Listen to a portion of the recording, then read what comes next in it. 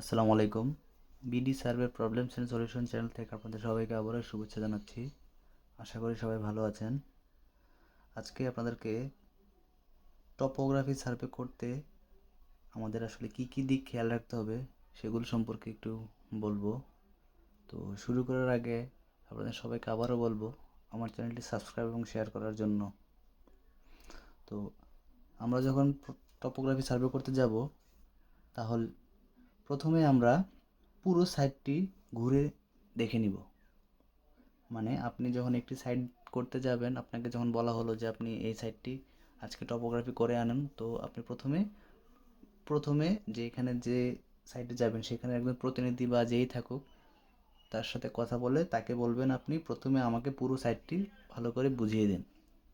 আপনি boundary line বা সীমানা লাইন বা যেটাই থাকুক, আপনি প্রথমে পুরো সাইটটি দেখে বুঝে নেবেন।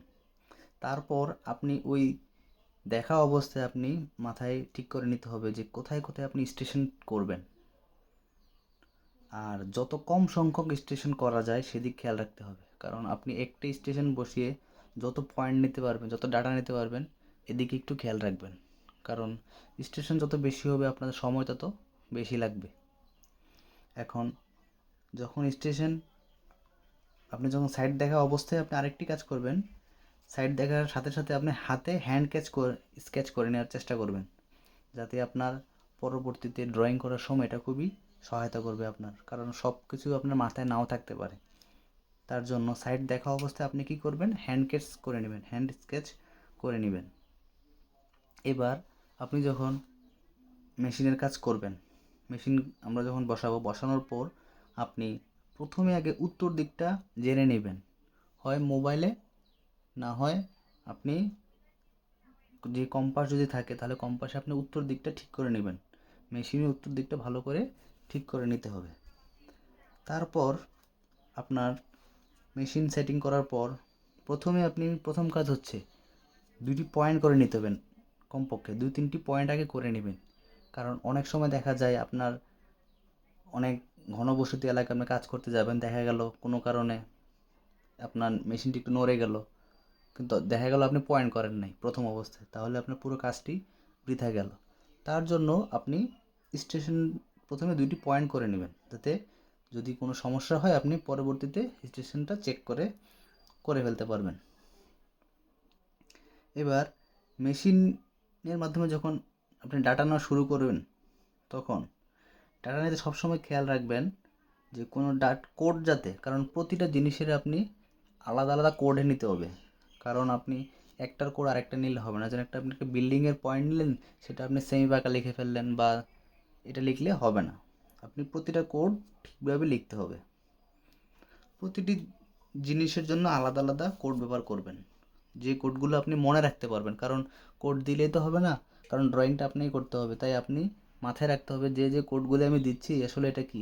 দেখা গেল একটা কোড নিলেন, কিন্তু আপনি ড্রয়িং করতে গিয়ে মনে হচ্ছে না আসলে এটা কী লিখলাম। তাই কোডটা খুবই ইম্পর্টেন্ট জিনিস। এবার আরেক জিনিস হচ্ছে যে আপনি যখন সাইটের বাউন্ডারি লাইন বা আপনাকে সীমানা দেখাই দিবে, তার আশেপাশে কমপক্ষে 5-10 মিটারে যা আছে তার নিতে চেষ্টা করবেন। কারণ এটা খুবই ইম্পর্টেন্ট। আপনি যখন একটা করবেন, যেহেতু আপনি একটি টপোগ্রাফি সার্ভে করছেন, তার মানে এখানে একটা ম্যাপের মতোই কাজ করতেছেন। আশেপাশে যা আছে সেগুলো দেখানোর চেষ্টা করবেন, যাতে ড্রয়িংটা আপনার সৌন্দর্য বৃদ্ধি পাবে এতে। আর সাইডের ভেতরে আপনি যখন কোনো স্থাপনা থাকে বা কোনো বড় প্রতিষ্ঠানে যান, কারণ সেখানে অনেকগুলি বিল্ডিং থাকতে পারে, স্থাপনা থাকতে পারে, সেগুলো আলাদা আলাদা নাম থাকতে পারে।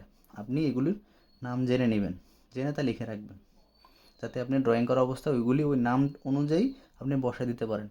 আপনি একটা দেখা গেলো একটা বিল্ডিং, এই বিল্ডিংটা হচ্ছে একাডেমিক বিল্ডিং, আপনি শুধু জাস্ট লিখে দিলেন যে বিল্ডিং।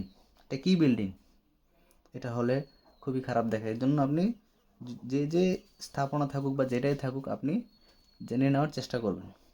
আর সাইডের আশেপাশে আপনি অনেক সময় রাস্তা থাকে, বাহিরে জাতীয় সড়ক থাকে বা আঞ্চলিক সড়ক থাকে, ইউনিয়ন সড়ক থাকে, এই সড়কগুলির রাস্তা জেনে নেবেন যেটা দিয়ে আপনি যাচ্ছেন সাইডে। আর সাইডের এগুলির আপনি নাম লিখে রাখবেন যদি মনে না থাকে। আর যখন কাজ শেষ হয়ে যাবে, কাজ শেষ হওয়ার সাথে সাথে আপনি মালিকের সাথে কথা বলবেন বা আপনার ক্লায়েন্টের সাথে কথা বলবেন, তার থেকে আপনি নাম, ঠিকানা, মৌজা ইত্যাদি আপনি বা এটা কী প্রজেক্ট হতে যাচ্ছে আপনি সবগুলি জেনে নেবেন। কারণ এটা আপনার জানা খুবই দরকার। কারণ আপনার আপনি যখন ড্রয়িং করবেন, ড্রয়িংয়ের মধ্যে আপনার ক্লায়েন্টের নাম থাকবে, তার ঠিকানা থাকবে, এটার লোকেশন কোথায়, তারপর এটা কী কাজ, কী প্রজেক্ট হবে ইত্যাদি ইত্যাদি। এবার আপনি এখানে আমি একটু কয়েকটা কোডের নাম লিখেছি যেগুলি হয়তো আপনার কাজে লাগতে পারে বা আপনারা হয়তো অন্য কোডও দিতে পারেন। যেমন বাউন্ডারি লাইন, আপনি তো মেশিনের মধ্যে এত পুরো বাউন্ডারি লাইন লিখতে পারতেছেন না, আপনি সংক্ষেপে বিএল লিখতে পারেন, boundary line. Building, B1 B2 ইত্যাদি। যদি বিল্ডিং একতলা হয় তাহলে B1 লিখলেন, B2 দুইতলা হলে B2 লিখলেন ইত্যাদি ইত্যাদি। এটা স্কুল, পাশে আপনি দেখলেন স্কুল, এটার ভিতরে স্কুল, তাহলে আপনি শুধু স্কুল লিখলেন এস দিয়ে, কিন্তু আপনি স্কুলের নামটা আলাদা করে লিখে রাখবেন। সেমি পাক্কা এসপি লিখলেন, এত বড় নাম তো আর লিখা সম্ভব না, আপনি সংক্ষেপে এসপি দিয়ে সেভ দিয়ে দিলেন। এবার রোডের জন্য আপনি আর লিখতে পারেন বা অথবা আরডি লিখতে পারেন বা RO লিখতে পারেন। পন্ড, পুকুর থাকে, পি লিখতে পারেন বা পিও লিখতে পারেন। গাছ থাকে কারণ টি লিখতে পারেন। টিন শেড আছে তাহলে TS লিখতে পারেন। শপ থাকলে SS লিখতে পারেন। ব্রিজ থাকলে BR লিখতে পারেন। গ্রেভিয়ার্ড মানে কবরস্থান থাকলে GY লিখতে পারেন। তারপর গেট থাকলে জি লিখতে পারেন। আবার দেখা যাচ্ছে ইলেকট্রিক পোল থাকে আপনার,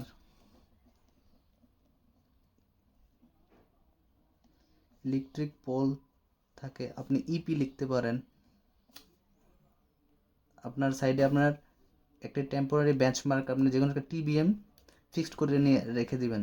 আর একটা জিনিস আমার এটা কেন অত মনে নাই, এখন মনে হলো যে আপনি যখন সাইডে কাজ করবেন একটি নির্দিষ্ট বিল্ডিং বা ব্রিজ বা এখানে আপনি কি করবেন একটা TBM ফিক্সড মানে টেম্পোরারি বেঞ্চমার্ক আপনি ফিক্স করে রাখবেন বা লেভেল ফিক্স, কারণ পরবর্তীতে আপনার এখানে কাজ করতে আপনার লাগতে পারে বা এই সাইটটিতে আপনি লেআউট দিতে যাবেন তখন, তাই আপনি কিছু টিবিএম রেখে আসবেন টেম্পোরারি বেঞ্চমার্ক। হয় এটা আপনি ইলেকট্রিক পোলে রাখতে পারেন পয়েন্ট করে, বা কোথাও পরে যাতে আপনি রিসেকশন করে কাজ করতে পারেন, অথবা আপনি যদি প্যারেগ বা স্টিল প্যারেগ দিয়ে আপনি কোথাও চিহ্ন দিয়ে রাখতে পারেন।